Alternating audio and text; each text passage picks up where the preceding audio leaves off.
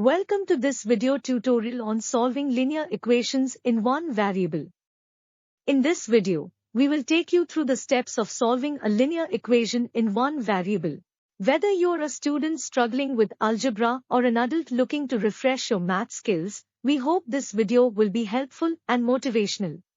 A linear equation is an equation of the form AXB is equal to C, where X is a variable, A, B, and C are constants.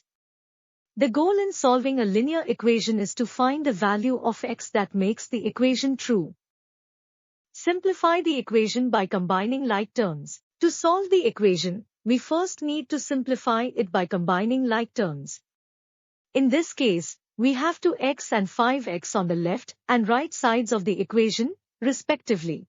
We can combine these terms by subtracting 2x from both sides of the equation.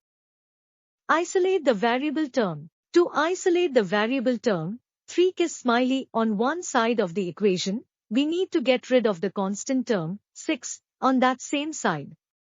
We can do this by subtracting 6 from both sides of the equation. Solve for the variable. Now that we have isolated the variable term, 3 we can solve for x by dividing both sides of the equation by 3. Therefore, the solution to the equation is x is equal to -1.